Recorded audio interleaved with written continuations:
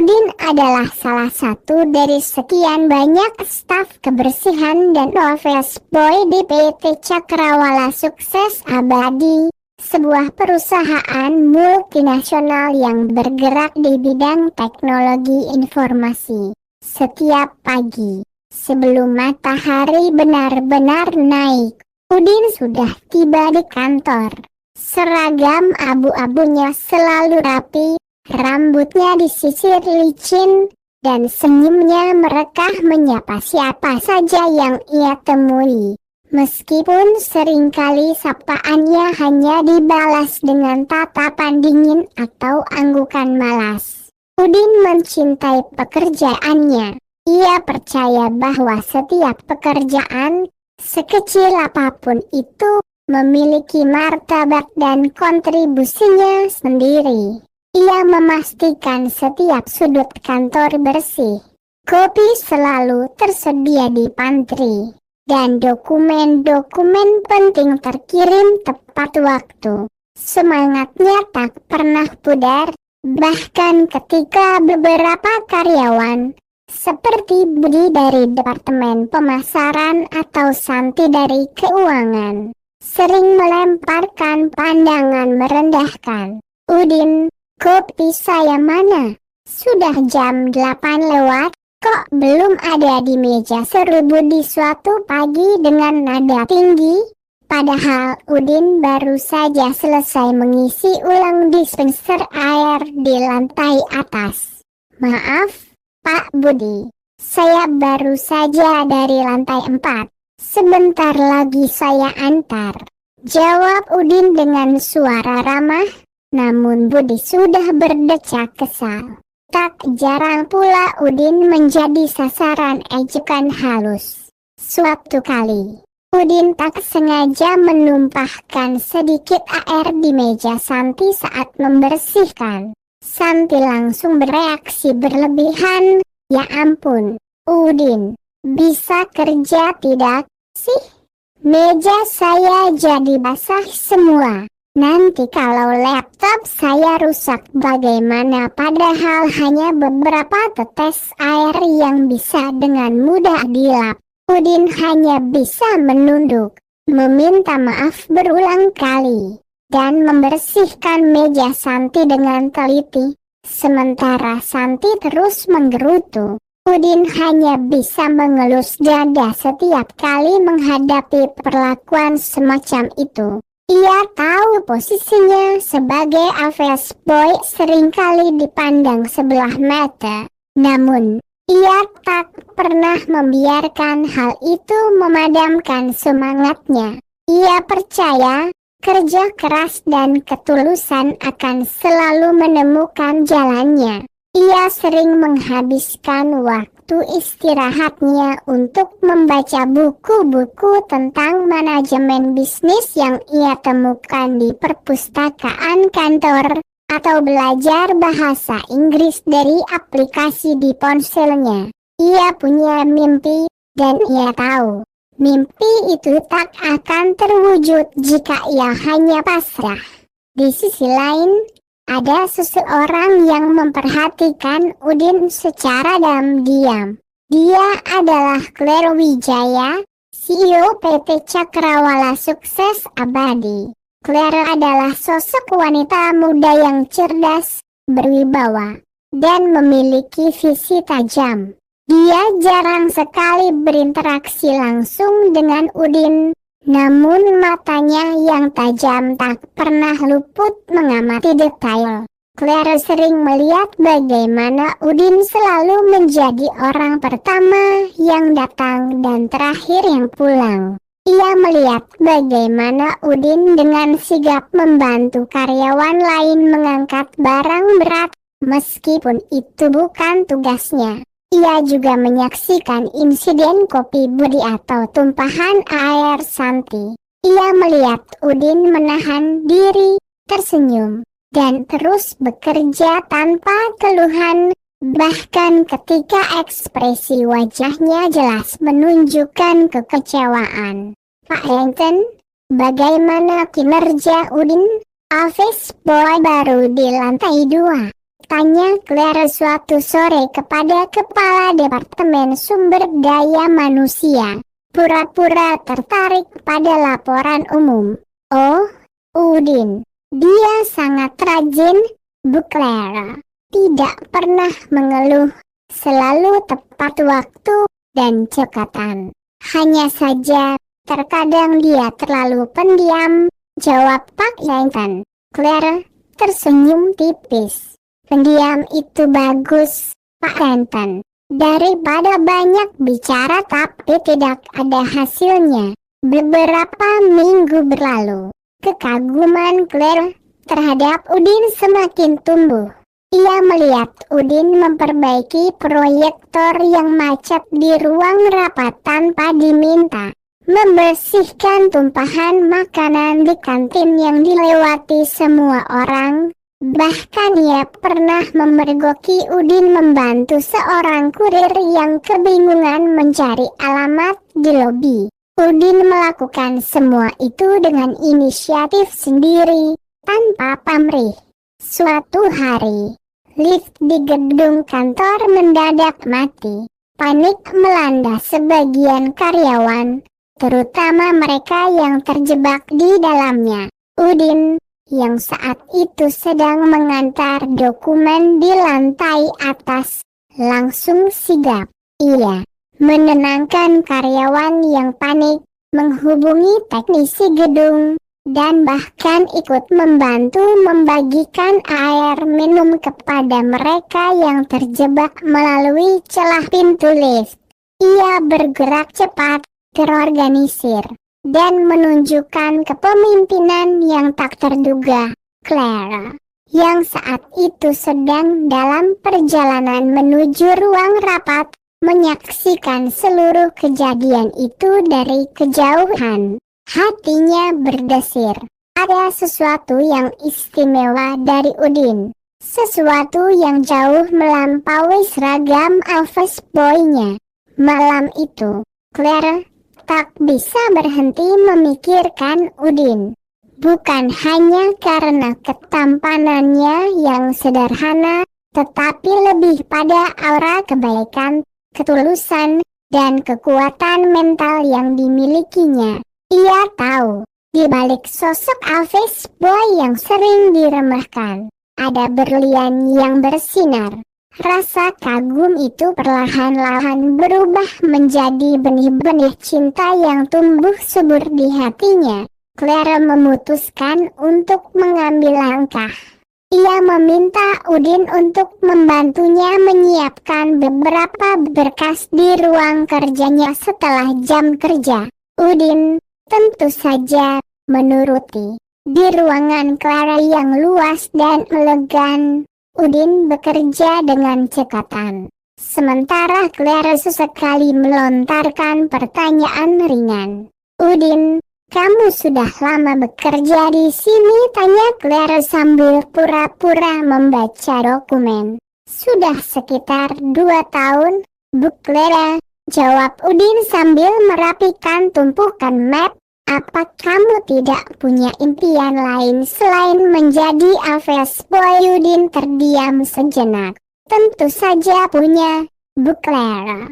Saya ingin belajar lebih banyak tentang bisnis, tentang bagaimana sebuah perusahaan besar seperti ini bisa berjalan. Saya ingin bisa berkontribusi lebih dari sekadar membersihkan atau mengantar kopi. Claire tersenyum. Itu impian yang bagus, Udin. Kenapa kamu tidak mencoba? Saya hanya office boy, Bu Claire. Sulit untuk mendapatkan kesempatan, jawab Udin jujur, dengan nada sedikit getir. Tidak ada yang mustahil, Udin, selama kamu punya kemauan dan tekad. Malam-malam berikutnya, Claire sering menahan Udin setelah jam kerja, bukan lagi untuk tugas kantor, melainkan untuk sekadar mengobrol. Mereka berbicara tentang buku, tentang impian, tentang kehidupan. Clara menemukan bahwa Udin adalah pendengar yang baik dan memiliki wawasan yang luas, jauh melebihi yang ia bayangkan. Udin pun mulai merasa nyaman dengan Clara.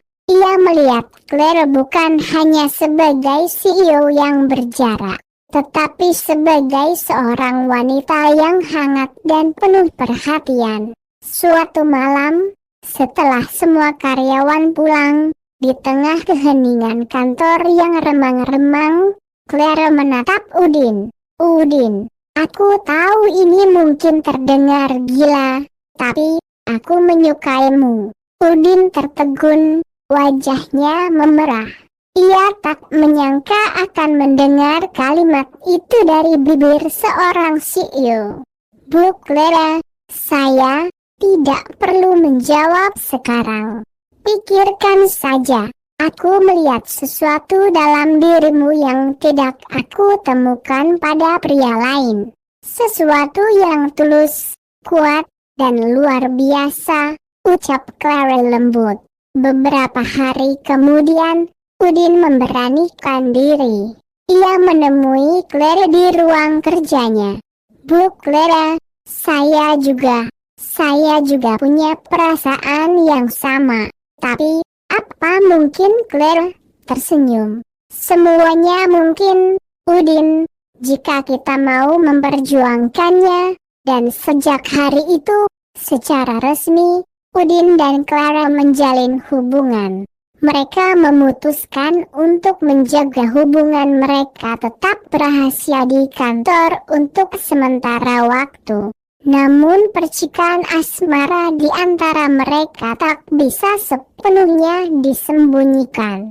Tatapan mata, senyum-senyum kecil, dan perhatian ekstra Clara kepada Udin mulai tercium oleh beberapa karyawan. Tak butuh waktu lama bagi kabar itu menyebar seperti api. Office boy pacaran sama CEO. Gila, desis Santi kepada Budi di pantry. Pasti Udin hanya mengincar harta Clara saja. Dasar tidak tahu diri, timpal Budi dengan sinis. Fitnah mulai bertebaran. Udin dicap sebagai pria matre, penjilat, dan tidak tahu malu. Bahkan ada yang terang-terangan mengatakan Udin menggunakan pelet untuk memikat Clara. Tatapan sinis yang dulu Udin terima kini berubah menjadi tatapan penuh kebencian dan penghinaan. Mereka yang dulunya meremehkan, kini merasa terancam, entah mengapa. Udin, kamu sadar tidak posisimu di mana? Jangan mimpi terlalu tinggi, nanti jatuh sakit, ujar salah satu rekan kerja Udin dengan nada merendahkan. Bukan hanya karyawan biasa, beberapa manajer dan direktur pun mulai menunjukkan ketidaknyamanan mereka. Mereka khawatir hubungan ini akan merusak citra perusahaan dan menimbulkan konflik kepentingan. Yang terberat datang dari ayah Clara, Bapak Wijaya, pendiri dan pemilik saham mayoritas PT Cakrawala Sukses Abadi. Bapak Wijaya adalah seorang konglomerat yang sangat menjaga nama baik dan reputasi keluarganya. Ketika mendengar kabar putrinya menjalin hubungan dengan seorang office boy, ia murka besar. Clara, apa-apaan ini? Kamu sudah gila? Berpacaran dengan office boy. Apa kata kolega dan relasi bisnis kita nanti, bentak Bapak Wijaya di ruang kerjanya suatu malam.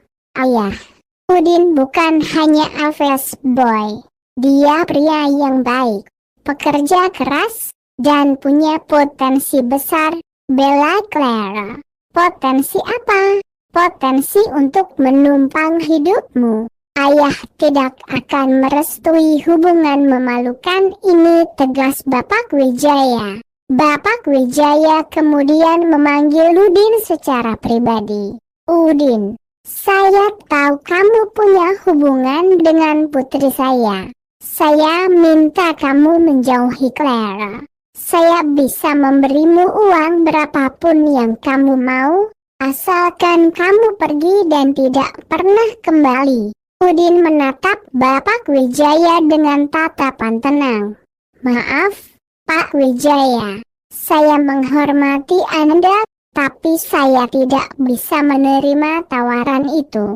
Saya tulus mencintai Clara, dan saya tidak akan menyerah begitu saja. Bapak Wijaya tersenyum sinis. Baiklah, kalau begitu, mari kita lihat seberapa tangguhnya kamu. Saya akan membuatmu sadar diri. Sejak saat itu, tantangan untuk Udin semakin berat. Ia sering diberikan tugas-tugas di luar batas deskripsinya, yang sangat memakan waktu dan tenaga. Misalnya, ia diminta mengurus pengiriman barang keluar kota sendiri, tanpa bantuan. Padahal itu biasanya tugas tim logistik.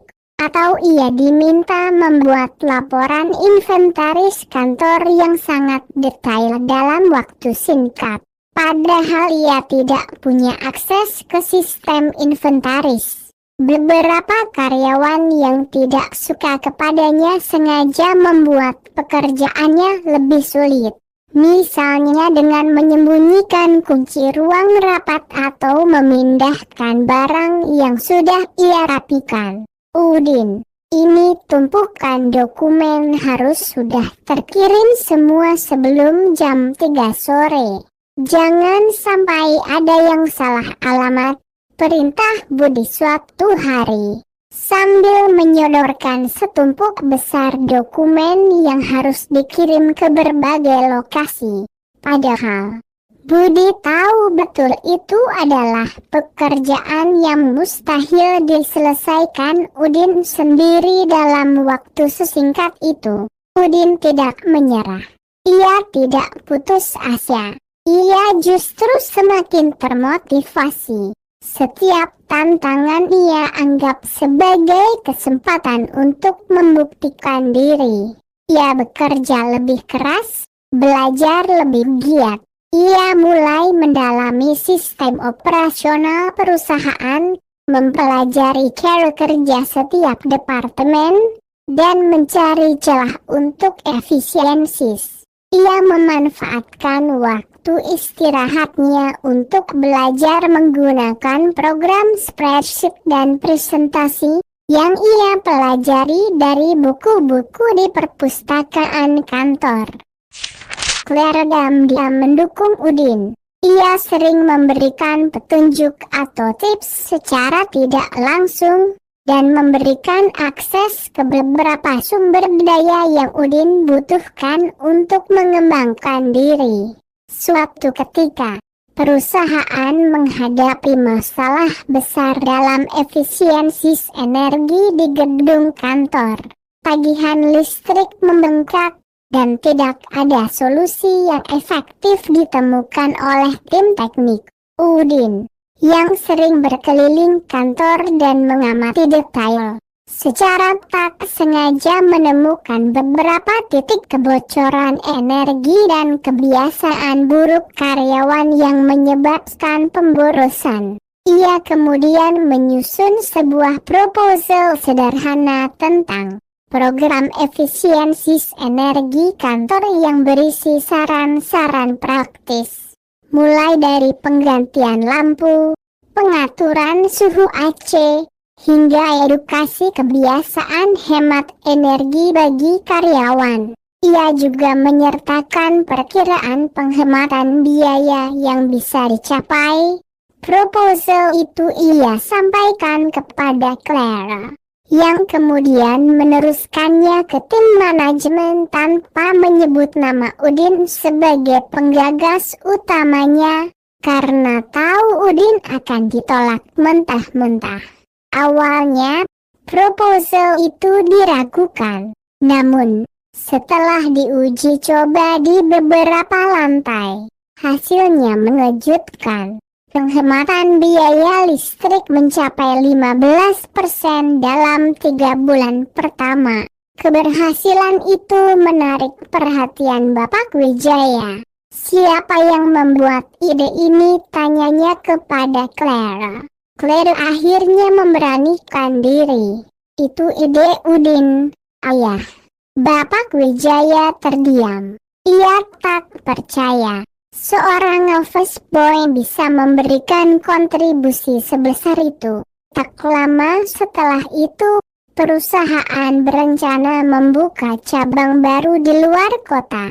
Namun terkendala masalah logistik dan efisiensi biaya operasional awal.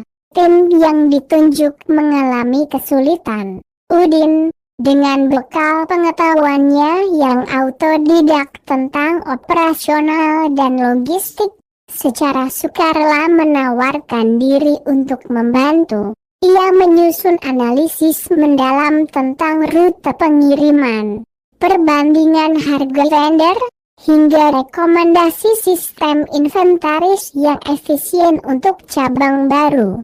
Ia bahkan menghabiskan akhir pekannya untuk melakukan survei lokasi dan bernegosiasi langsung dengan beberapa penyedia jasa lokal. Hasilnya, cabang baru dapat dibuka lebih cepat dari jadwal, dengan biaya operasional awal yang jauh lebih rendah dari perkiraan. Kontribusi Udin sangat signifikan. Kinerja Udin yang luar biasa ini mulai mengubah pandangan karyawan lain. Mereka yang dulu mencibir, kini mulai melihat Udin dengan rasa hormat. Beberapa bahkan mulai meminta bantuannya untuk hal-hal terkait efisiensi kerja. Bapak Wijaya akhirnya melihat dengan mata kepalanya sendiri. Udin bukan hanya sekadar office boy. Ia adalah seorang pemikir, seorang strategis, seorang pekerja keras yang tulus. Ia melihat bahwa Udin memang pantas untuk Clara, bukan karena harta atau jabatan, melainkan karena kualitas dirinya. Suatu sore, Bapak Wijaya memanggil Udin dan Clara ke ruangannya. Udin, saya minta maaf atas semua perlakuan saya kepadamu, ujar Bapak Wijaya dengan nada tulus, sesuatu yang jarang sekali ia tunjukkan. Kamu telah membuktikan bahwa penilaian saya salah. Kamu adalah pria yang luar biasa, dan kamu pantas mendapatkan putri saya. Udin dan Clara saling berpandangan. Mata mereka berkaca-kaca. Restu dari Bapak Wijaya adalah kemenangan terbesar bagi mereka. Beberapa bulan kemudian, karir Udin di PT Cakrawala sukses abadi melesat. Berkat hasil kerjanya yang nyata, ia dipromosikan menjadi manajer operasional. Sebuah posisi yang sangat strategis dan bertanggung jawab langsung kepada Clara. Ia membuktikan bahwa ia memang pantas untuk posisi itu, dan bahkan lebih dari itu. Ia dihormati oleh rekan-rekan kerja, dan menjadi inspirasi bagi banyak orang. Pada suatu hari yang cerah, PT Cakrawala sukses abadi mengadakan acara syukuran besar di aula kantor untuk merayakan pencapaian perusahaan yang luar biasa di tahun itu. Semua karyawan, mulai dari staf kebersihan hingga direktur, hadir. Bapak Wijaya dan Clara berdiri di atas panggung, memberikan pidato apresiasi. Setelah pidato Bapak Wijaya, Udin, dengan setelan jas rapi yang belum pernah ia pakai sebelumnya, berjalan ke panggung. Semua mata tertuju padanya. Ia mengambil mikrofon, jantungnya berdebar kencang. Saya ingin mengucapkan terima kasih kepada Bapak Wijaya, Ibu Clara. dan seluruh keluarga besar PT Cakrawala sukses abadi. Udin memulai dengan suara bergetar. Perusahaan ini telah memberikan saya banyak pelajaran, banyak tantangan, dan juga kesempatan untuk berkembang. Ia kemudian menoleh ke arah Clara, yang berdiri di sampingnya dengan senyum manis. Dan khususnya, saya ingin berterima kasih kepada seseorang yang telah melihat potensi dalam diri saya, seseorang yang percaya kepada saya bahkan ketika tidak ada orang lain yang percaya, seseorang yang menjadi alasan saya untuk terus berjuang, terus membuktikan diri. Dia adalah inspirasi saya, kekuatan saya, dan cinta dalam hidup saya. Udin kemudian berlutut di depan Clara, mengeluarkan sebuah kotak beludru kecil dari saku jasnya. Para karyawan bersorak kaget, beberapa menahan napas. Clara Wijaya, kata Udin, matanya penuh cinta dan harapan. Maukah kau menikah denganku? Clara terkejut, kedua tangannya refleks menutup mulut. Matanya berkaca-kaca menahan air mata haru yang siap tumpah. Ia melihat ke sekeliling, melihat ratusan wajah karyawan yang kini tersenyum dan bertepuk tangan. Ia melihat ayahnya, Bapak Wijaya, mengangguk kecil dengan senyum bangga. Tanpa ragu, Clara mengangguk. Ya, aku mau. Air mata haru akhirnya tumpah membasahi pipinya. Udin berdiri, memeluk Clara erat-erat di tengah riuh tepuk tangan dan sorakan gembira seluruh karyawan.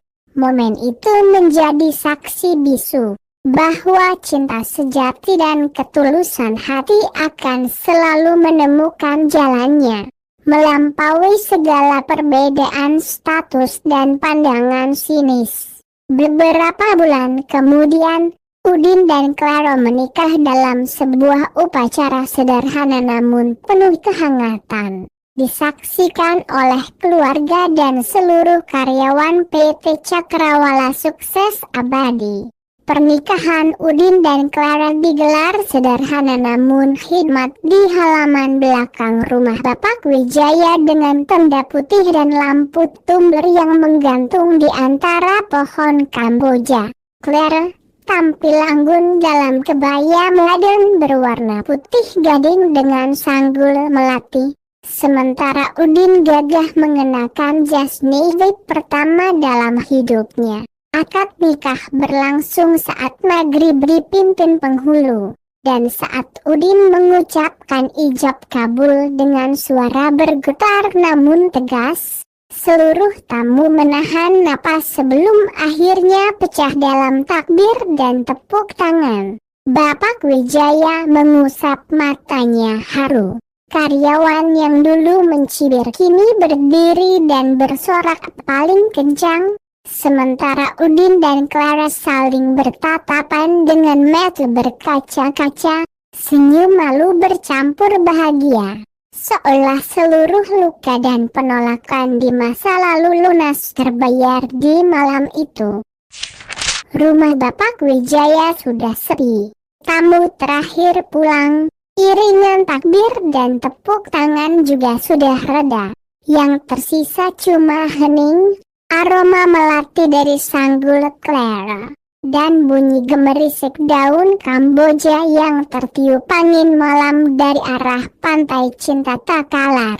Udin berdiri di depan pintu kamar pengantin dengan jas navy-nya yang baru dipakai sekali seumur hidup. Tangannya berkeringat dingin. Padahal dulu di panggung dia berani melamar di depan ratusan orang. Sekarang, cuma berhadapan sama pintu kayu dan istrinya sendiri, jantungnya malah kayak mau copot. Kok enggak masuk? Pak Manajer, suara Clara dari belakang bikin Udin loncat kaget. Astagfirullah. Kaget saya. Sayang, Udin pegang dada. Saya kira ada hantu. Hantu apa? Hantu mantan Boy Lede Clara. Tapi pipinya langsung merah sendiri. Kleruk kebaya putih gadingnya masih melekat sempurna. Sanggul melati sudah ia lepas. Digenggam Udin dengan hati-hati seolah itu barang pecah belah paling mahal sedunia. Kenapa berhenti di situ? Takut sama istri sendiri, tanya Clara lagi. Suaranya lebih kecil dari biasanya. Bukan takut, sayang.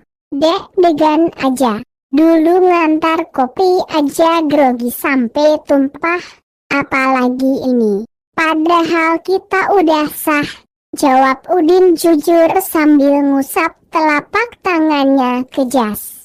Pintu kamar ditutup pelan klik. Suara kecil itu aja bikin Udin nelan ludah. Lampu tumber dari luar menyorot lewat korden tipis. Bikin seluruh kamar jadi warna madu.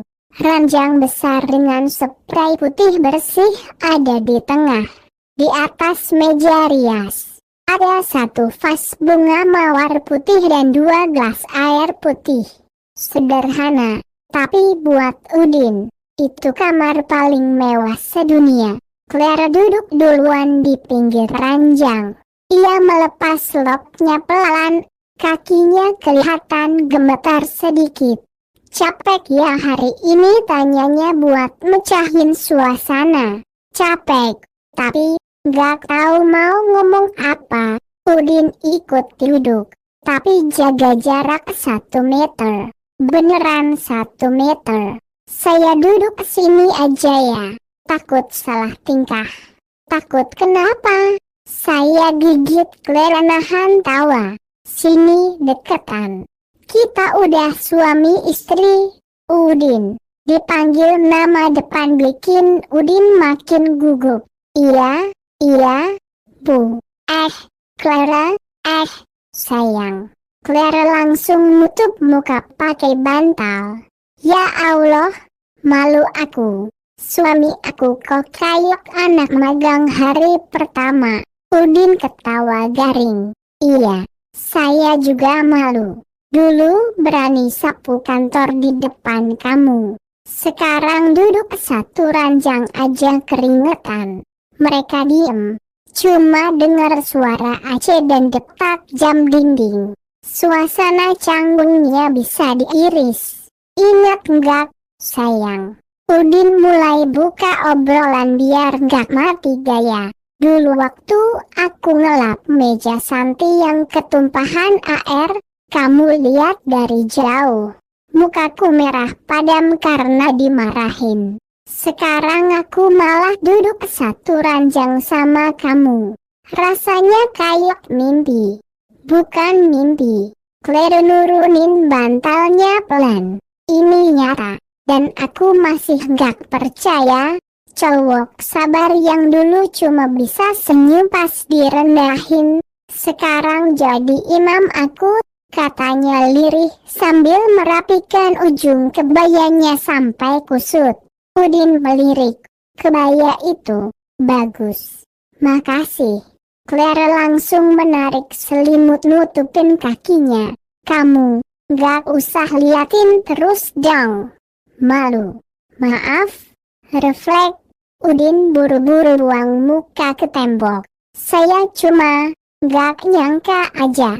Dulu yang saya lihat cuma punggung kamu pas rapat. Sekarang udah diem. Clara motong cepat, tapi suaranya ketawa.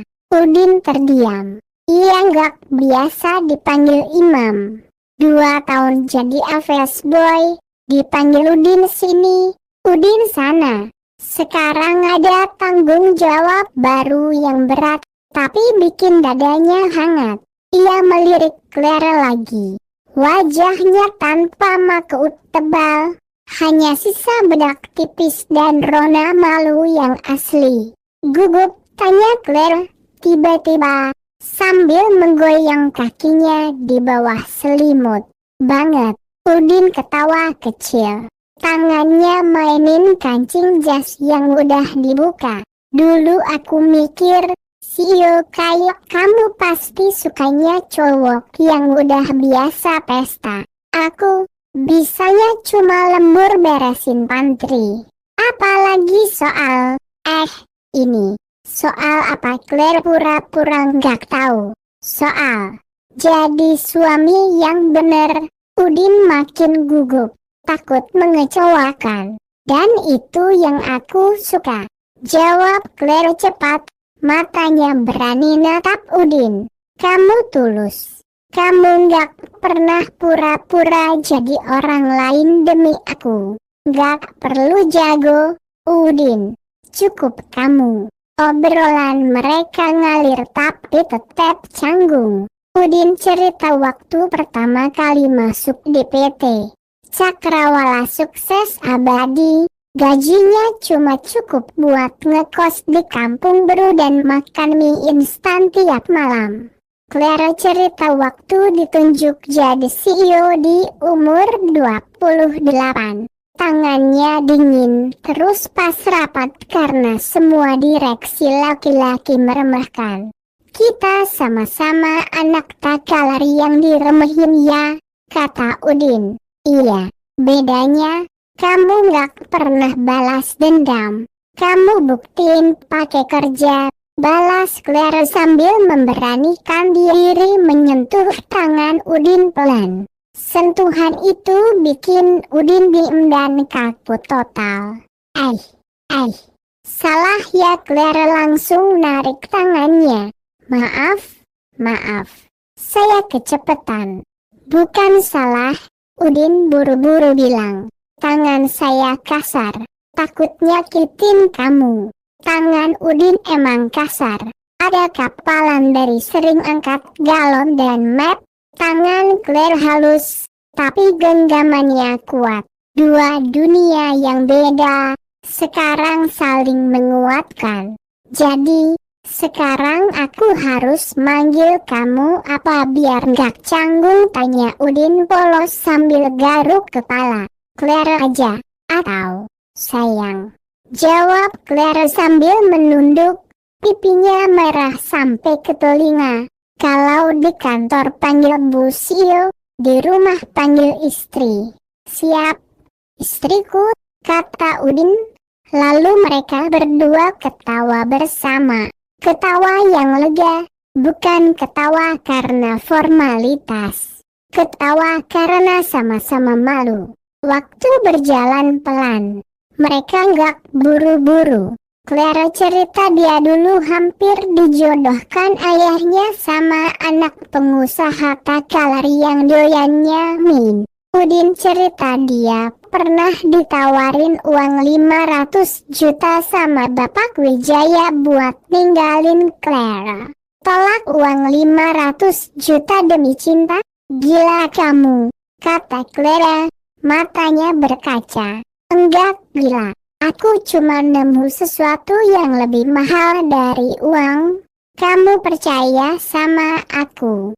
Jawab Udin. Claire lalu berdiri, merapikan peniti terakhir di kebayanya dengan tangan gemetar, lalu ganti ke daster sutra putih sederhana yang sudah disiapin di balik sekap. Udin juga melepas jasnya, tinggal kemeja putih. Tapi kancingnya salah masuk satu. Salah, Udin. Claire nunjuk tanpa sadar, lalu langsung nutup mulut. Maksudnya suamiku. Iya, saya tahu saya salah semua malam ini. Udin malah benerin kancing sambil nunduk, telinganya merah padam. Mereka duduk lagi di ranjang, kali ini lebih dekat. Jaraknya tinggal 30 cm. Bahu mereka bersentuhan dan dua-duanya langsung kaku. Takut nggak nikah sama mantan office boy, tanya Udin pelan. Suaranya kecil banget. Takut kalau kamu ninggalin aku karena capek sama drama keluarga. Jawab Claire jujur sambil mainin ujung selimut. Udin menggeleng. Aku udah janji di depan ayahmu, di tanah Takalar ini. Janji itu aku tepati. Sampai tua, sampai uban. Kalimat itu bikin Claire bersandar di dada Udin. Udin kaku dulu kayak patung. Lalu tangannya naik pelan, melingkar di bahu istrinya. Gemetar, hangat, tenang. Gak ada gemuruh kantor, gak ada bisik-bisik karyawan, gak ada tekanan Bapak Wijaya. Cuma ada mereka berdua, pengantin baru di rumah. Terima kasih udah milih aku, bisik Clara, suaranya hampir gak kedengeran. Terima kasih juga udah ngeliat aku waktu semua orang nutup mata, balas Udin di telinga Clara. Napasnya gak beraturan. Mereka diem lama. Cuma dengar suara napas masing-masing dan suara jangkrik dari kebun belakang rumah. Keheningan malam memang selalu bikin orang jadi lebih jujur sama perasaannya. Udin, panggil Claire pelan. HMM, jantung kamu kenceng banget. Kedengeran sampai sini. Jantung kamu juga? Udin ketawa gugup. Kita balapan apa gimana? Kebiasaan CEO susah hilang. Claire nyubit pelan di lengan Udin. Kalau grogi, nyubit. Sakit, Udin meringis. Tapi senyumnya lebar banget. Tawa mereka pecah lagi. Deg-degan Udin pelan-pelan hilang. Terganti sama rasa nyaman yang aneh. Ini perempuan yang dulu dia cuma berani sapu lantainya. Sekarang jadi teman tidur, teman hidup, teman seperjuangan. Dan dia nggak tahu harus ngapain selain genggam tangan Claire lebih berat. Udin, Claire, tiba-tiba duduk tegak. Boleh aku minta sesuatu? Apa aja? Sayang, janji gak bakal kabur kalau aku rewel. Soalnya, aku juga grogi. CEO di kantor, tapi di sini, aku cuma Clara. Takut kamu nyesel. Udin langsung memegang dua tangan Clara. Saya yang janji, saya gak kemana-mana. Dari Aves Boy sampai jadi suami kamu, saya gak pernah kabur. Gak akan mulai sekarang. Claire mengangguk cepat. Matanya berkaca tapi ditahan. Makasih. Jam menunjukkan pukul 23:17. Claire menguap kecil tapi ditahan. Ngantuk tanya Udin. Iya, tapi gak mau tidur dulu. Takut bangun-bangun ini cuma mimpi. Jawab Claire. Udin tersenyum. Lalu menarik selimut putih, menutup bahu mereka berdua. Gak mimpi, sayang. Ini nyata. Kita udah sah. Di hadapan Tuhan, ayahmu, dan semua orang yang dulu meremehkan kita. Claire menutup mata. Kepalanya masih di dada Udin. Bagus. Kalau gitu, jagain aku terus ya, Pak Suami. Siap. Istriku, jawab Udin, mencium kening Claire pelan. Satu kecupan yang gemetar, bukan karena nafsu, tapi karena syukur dan janji. Claire refleks merem lebih kencang dan senyum. Udin, HMM, besok pagi jangan kabur ke pantry ya. Insya Allah nggak. Besok pagi saya bikin kopi buat istri saya. Udin berbisik. Lampu kamar dipadamkan. Yang tersisa cuma remang dari luar dan suara kota yang perlahan tidur. Di atas ranjang putih itu, dua orang yang dulu beda kasta, sekarang berbaring sebagai satu. Gak ada yang mewah. Gak ada drama berlebihan. Cuma ada obrolan, tawa kecil karena salah tingkah. Genggaman tangan yang berkeringat, dan hati yang akhirnya tenang. Udin, yang dulu tidur beralaskan tikar di kos sempit, malam ini tidur dengan kepala tegak dan hati bersyukur.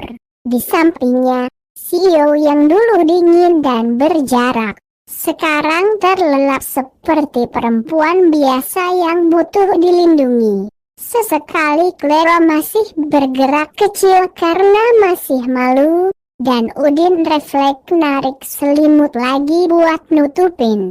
Malam itu bukan tentang status, bukan tentang harta, bukan tentang siapa lebih tinggi.